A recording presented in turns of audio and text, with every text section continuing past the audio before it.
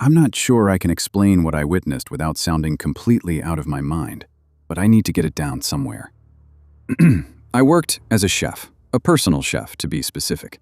Started out on the line in some dive kitchens, built up experience over the years, moved around, and eventually made my way into private work. This was all in New York. I cycled through a handful of clients for a while, mostly through referrals. People in that world love recommending you to their friends. That went on for some time until I was taken on permanently by a very prominent and wealthy man whose name I have no intention of sharing.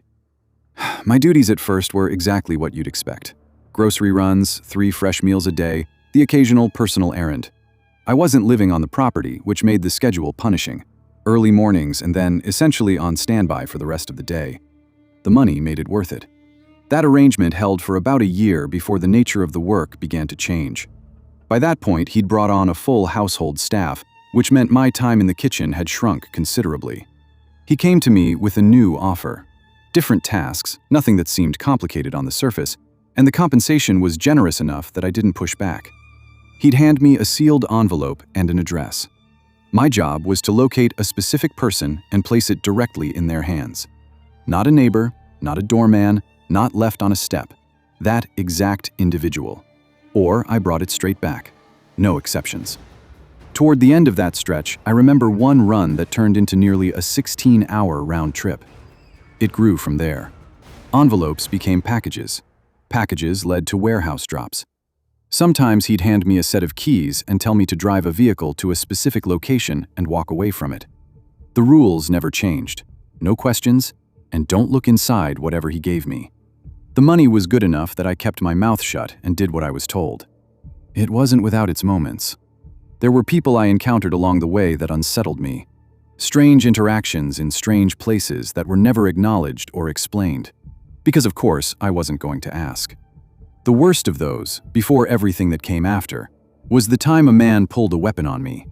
I showed up to make a delivery and he completely came apart at the seams. Didn't want the package, demanded to know what was inside it, dragged me into his place with a gun pressed to the back of my head. I told him who had sent me. Just the name alone made him spiral worse. He was trembling, completely irrational, eyes going everywhere. Eventually I gave in and opened it in front of him. Inside was a box of clothing, muddy, heavily stained, along with what appeared to be a very old camcorder and something that looked like a mask. Before I could even lift anything out to show him, he struck me with the gun, shoved me toward the door, and told me to drive away or he'd shoot. I drove away. Then came the day that split my life in half. My boss called me in, and there was a large truck waiting outside. He needed it driven upstate to a rural property owned by someone he knew. Same instructions as always. Don't look inside. He mentioned the truck was old, prone to making odd noises, knocking and squeaking, and told me not to let that distract me or slow me down. The faster I arrived, the better the bonus. Roughly 4 hours each way. I took the keys, got the details, and left. The property was completely cut off from everything. No neighbors visible, no other vehicles, nothing moving. I knocked at the front as instructed and got no response. Called my boss and he redirected me. Go around to a rear entrance, drive the truck in. Someone would be outside waiting. That is the last clear memory I have of that evening. I remember stepping out of the truck. Then, a sudden and brutal impact at the back of my head. Something heavy. I could feel warmth moving through my hair almost immediately. Blood. After that came the cold, deep, and total. And then nothing at all. I came around in a room that took me several seconds to even begin processing. Stone walls, stone floor. The kind of scale that felt wrong for a private property. To my left, rows of chairs had been set up facing inward, arranged exactly as you'd arrange seating for a stage performance.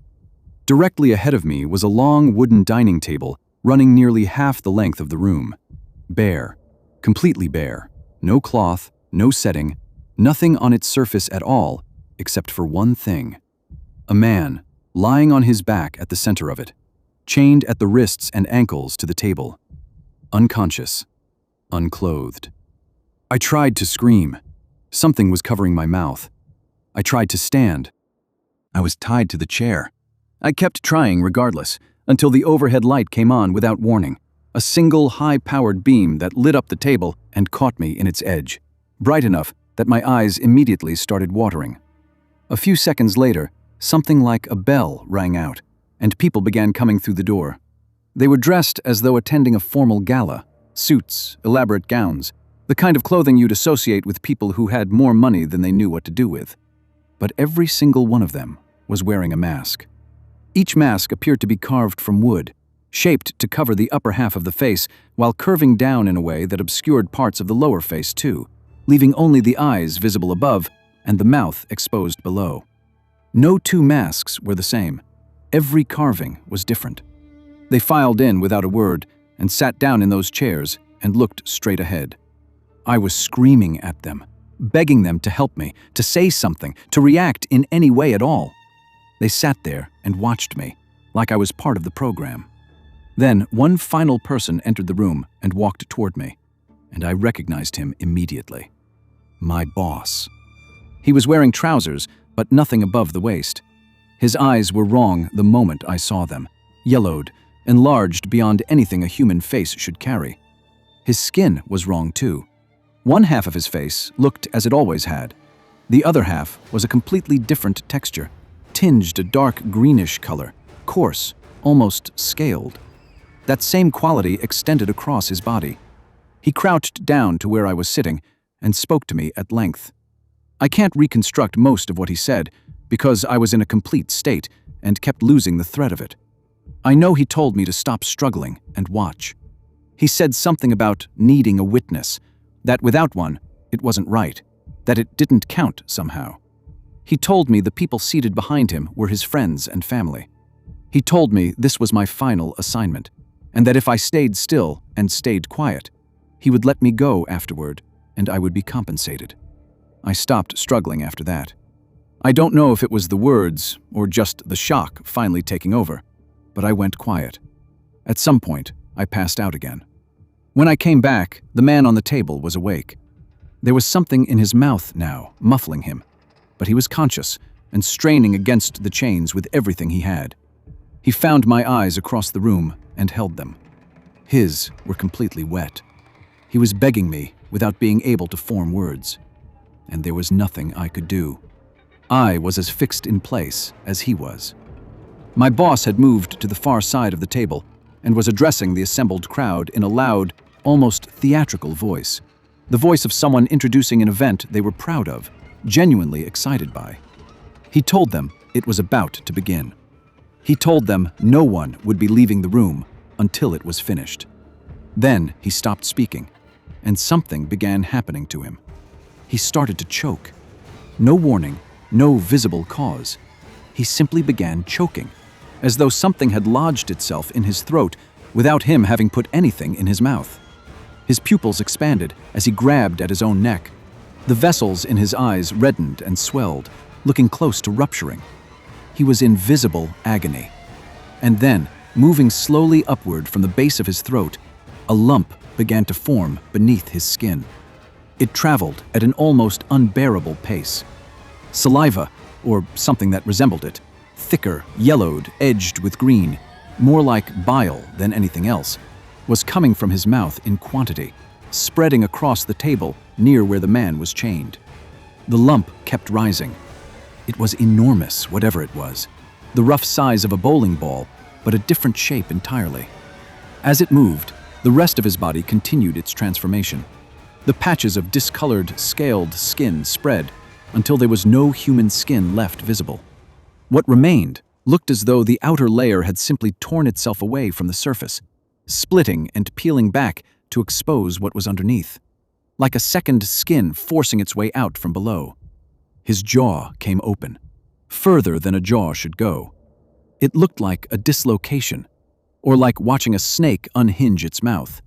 The mechanics of it were completely outside anything I had a frame of reference for. His entire body was shaking with the effort of keeping it open. Sweat was running off him. And then, slowly, something began to appear at the back of his open mouth, moving toward the opening. Off-white, closer to gray, coated entirely in that same thick, viscous fluid. The shape of it, the only word I have for it, was an egg. larger than any egg I had ever seen. And all at once, the tension released, and the thing dropped into his hands. He stood there for several minutes, breathing hard, visibly depleted. Then he walked to the man on the table, reached down, and pulled whatever had been covering his mouth away. The man started talking immediately, offering money, contacts, favors, anything he could think of, strings he could pull, people he could call, promises of silence. Within seconds, his voice was gone again. My boss had taken the egg and forced it against his mouth. It didn't fit. He set it aside, placed one hand on the man's lower jaw and one just beneath his upper lip. The man tried to bite him. My boss didn't react, and I saw no blood drawn. Then came the sound, a single sharp crack, and the man's jaw was no longer properly attached. My boss began working the egg into his mouth, then repositioning, then pulling the jaw further, another crack, more space, pushing harder, both hands inside the man's mouth, forcing it downward, exhaling with the effort. The man on the table had stopped moving. I don't know how long that portion lasted. Time had stopped behaving normally for me. Everything felt simultaneous, over in an instant, and stretched across hours at the same time. I only have fragments after that point. My boss crossing the room toward me, my vision going unstable. Him moving to the crowd and staying there, speaking to them or standing among them, I couldn't tell which. All of them eventually rising and moving to surround the table, looking down at the man. The last thing I remember seeing before I lost consciousness for the final time that night was the stomach of the man on the table beginning to move, distending, a wet, tearing sound, the skin splitting slowly from the inside, and then, all at once, a rupture, a sudden, violent opening, the surface simply gone, everything beneath exposed. And then, nothing. I woke up in my boss's home. The moment I realized where I was, I went for the door. It was locked. He came in shortly after, told me to calm down, told me no one was going to touch me as long as I cooperated. He threw a large amount of cash onto the floor in front of me, told me more would follow into my account, called it my payment for serving as a witness. Then he kept me in that room for over an hour, going through exactly what I was and was not permitted to do from that point forward. I took the money. I left the state. I bought a house. I don't work anymore. I couldn't go to the police, not because I didn't want to, but because I had no evidence, no address I could even recall clearly. And the word of someone like me against the word of someone like him would have gone exactly one way. So, I said nothing to anyone. I barely leave the house now. Food gets delivered and left at the door. Most days I don't speak to a single person. Some days I sit in one spot for hours and don't move. I wrote this down because I needed to put it somewhere outside of my own head, even if nothing comes of it, even if no one believes a word of it. I had to get it out. I don't know what I witnessed that night. I don't know what he is. I don't know what happened to the man on that table after I passed out, and I have tried very hard to stop imagining it. I just know that I would give up everything I have, including the money, to have never walked into that man's kitchen in the first place.